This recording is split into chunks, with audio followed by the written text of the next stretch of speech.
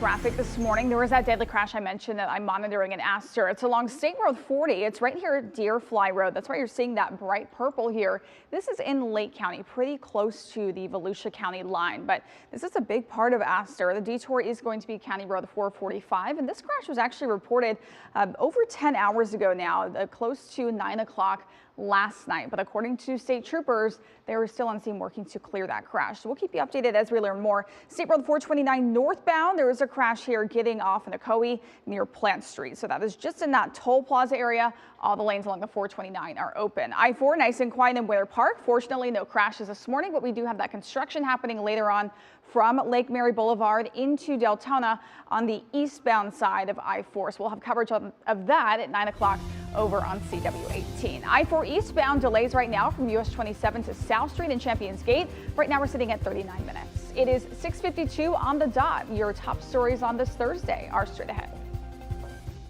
Yeah, Marquise, there's a deadly crash along State Road 40 in Astor. You can see here shut down in both directions at Deer Fly Road. That detour is County Road 445. Also, State Road 429 northbound, a crash at the Plant Street Toll Plaza in Ocoee. Looks like traffic, though, getting by on that ramp. I-4 in Volusia County. This is a live look here. Some pacing operations happening starting at 9 o'clock this morning eastbound.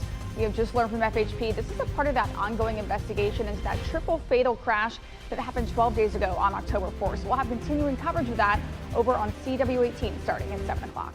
These sunrises, especially with those drier temperatures. Heading out the door this morning, there is a deadly crash working to clear from overnight in Astor. This is pretty far north in Lake County, right at Deer Fly Road. You can see both directions here shut down. We do know that an 18-wheeler was involved in this crash. We're continuing to update those details over on WESH.com. But this morning we have learned that this road is still shut down. We're hearing that FDOT needs to inspect any damage done. And this crash was reported just before 9 o'clock last night. So pretty uncommon for it to be shut down for close to 12 hours. But that is the reasoning. It looks like FDOT is needing to inspect any damage done to State Road 40. So the detour is County Road 445 in that area. Right now, no other big crashes. I-4, gorgeous sunrise here in downtown Orlando. Nice clear skies, a pink and orange sunrise.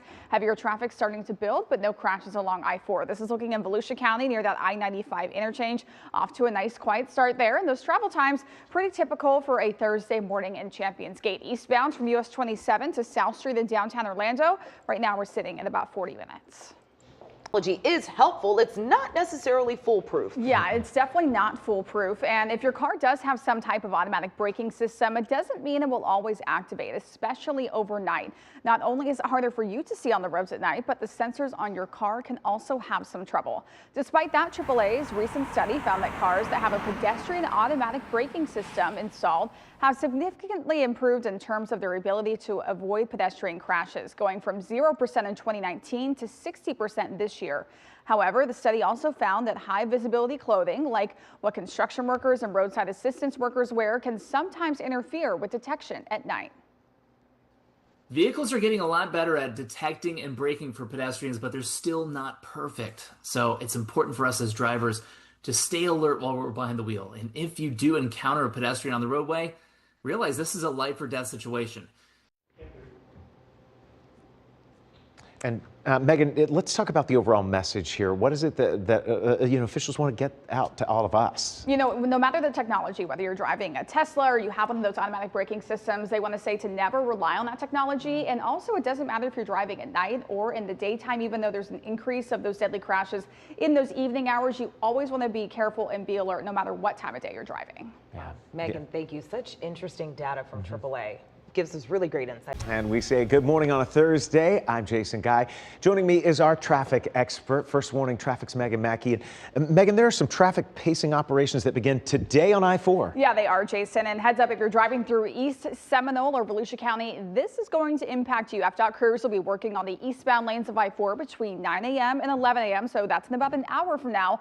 Law enforcement will slow traffic to under 20 miles per hour, and some may briefly stop. So expect delays near Lake Mary Boulevard, the eastbound ramp on I-95, and South Dirksen Drive. This is all happening to allow law enforcement to continue their investigation of a hit-and-run crash on I-4 that happened earlier this month that killed 3 people. We will keep you updated as they go throughout that operation this morning. A current look at your traffic conditions. There was a deadly crash in Astor, State Road 40. This is right at Deerfly Road. This is from last night, but FDOT is doing an evaluation of the road here to ensure it is safe to drive on. So County Road 445 is the detour.